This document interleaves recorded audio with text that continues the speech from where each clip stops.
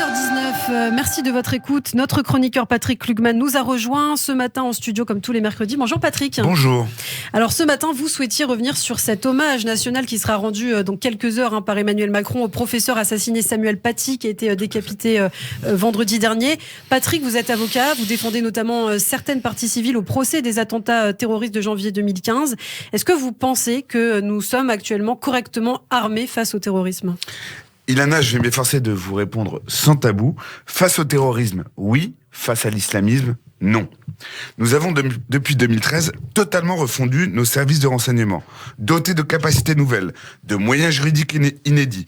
Et cela a permis d'empêcher des attentats, de juger des auteurs ou des complices qui ne l'auraient pas été avant. Mais l'islamisme, c'est autre chose. L'organisation juridique de notre pays. La fameuse loi de 1905 qui oblige l'État à se détourner du fait religieux, mais aussi la liberté associative, organise ou accompagne une certaine complaisance des pouvoirs publics quand ce n'est pas la compromission des élus locaux, et cela a créé un terreau fertile au développement de l'islamisme d'une manière à la fois licite et invisible. Nous en avons payé le prix avec le drame de Conflans-Sainte-Honorine. Donc là, vous n'allez pas me dire que le salafisme est légal en France quand même ? Eh bien si. Et rien n'empêche d'ouvrir une mosquée où l'on veut, tant que ce n'est pas avec l'argent public. Rien n'empêche de revendiquer la charia, sous forme par exemple de cours d'éducation, ou d'en faire la promotion, sous couvert d'associations culturelles ou sportives, comme c'est souvent le cas. Ouais, alors qu'est-ce qu'il faut faire pour lutter concrètement contre l'islamisme ? Vous connaissez, il y en a l'adage. Là où il y a une volonté, il y a un chemin. Alors d'abord, il faut vouloir. Et l'atteinte est si grave, si profonde, qu'il faut appréhender la situation sans aucun tabou. La loi de 1905 fait justement figure de pilier de la République, mais aujourd'hui, on ne peut pas se masquer les yeux. Elle est devenue une source de son affaiblissement. Donc vous voulez revenir sur la loi de séparation de l'Église et de l'État ? Pas dans son principe, évidemment, mais dans ses modalités et de manière urgente. Il faut protéger nos compatriotes musulmans de toute mainmise étrangère et qui soient en plus rétrogrades sur leur culte. Et puis, il faut aussi protéger notre pays de la menace d'y voir la charia dans certains quartiers disputer la loi civile.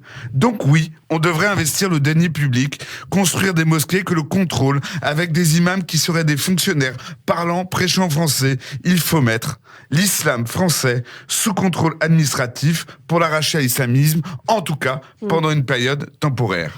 Mieux vaut, Ilana, les euros de nos impôts que les dollars de la soumission à la Turquie ou au Qatar. Et vous n'avez pas peur de mettre à mal l'un des fondements de la République finalement ? La République, Ilana, ce n'est pas une invocation mystique. C'est même l'inverse. C'est un ensemble de règles concrètes qui doivent nous permettre de vivre ensemble en fraternité et en sécurité. La République, elle est en danger. Elle doit pouvoir se défendre. Revenir, au moins ponctuellement, sur la loi de 1905 concernant l'islam permettrait de soumettre à autorisation l'ouverture d'une mosquée, fermer celle qui serait illégale. Cela devrait permettre de réprimer le prosélytisme, ce qui n'est pas possible actuellement, et de chasser ou poursuivre ceux qui s'y adonnent. Pour sauver les musulmans et la France, il faut mettre ponctuellement l'islam sous le contrôle de l'État, je le disais à l'instant. C'est une nécessité publique. Alors, je le dis comme un clin d'œil à notre ami Alexis Lacroix, le kantisme a les mains pures, disait Peggy, mais par malheur, il n'a pas de main.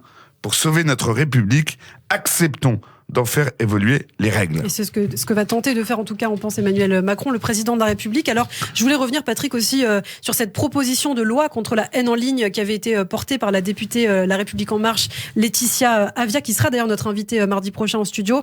Elle avait été censurée, cette loi, il y a 4 mois par le Conseil constitutionnel.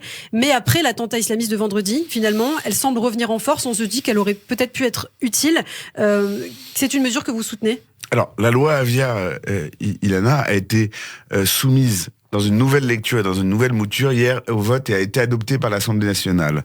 Et je crois que c'est extrêmement important puisque ça va permettre de responsabiliser les plateformes. C'est quoi le principal dispositif qui est très important pour nous de la loi Avia ? Tout contenu illicite doit être supprimé sous 24 heures, sous peine d'une amende qui peut aller dans certains cas jusqu'à 1 million d'euros.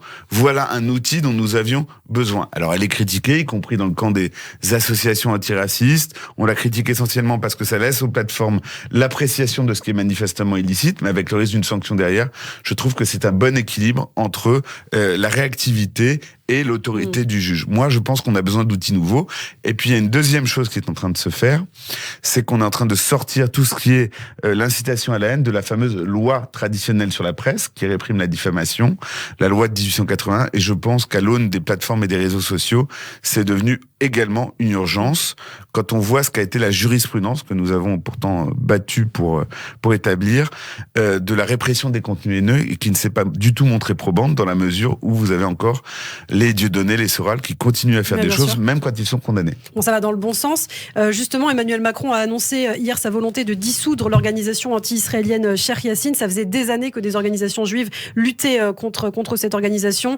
Gérald Darmanin a lui aussi annoncé qu'il allait dissoudre le CCIF et Baraka City. Ce sont des mesures concrètement qui vont là dans le bon sens. Enfin, les choses bougent. Ce sont des mesures au sens propre de salut public, mais ce sont des mesures juridiques qui sont audacieuses. Moi, je pense que dans cette affaire, le ministre de l'Intérieur a pris ses responsabilités et il faut le saluer. Mais il est possible qu'il se heurte à une certaine résistance, notamment de la juridiction administrative qui va examiner le contrôle des décisions du ministre. Mais au moins, chacun est dans son rôle. Et je pense en tout cas sur le collectif Cheikh Yassine. J'espère, j'ai bon espoir qu'on y arrive. Cette association aurait dû être dissoute depuis longtemps. Merci Patrick Klugman, qu'on retrouve évidemment tous les mercredis sur Radio J.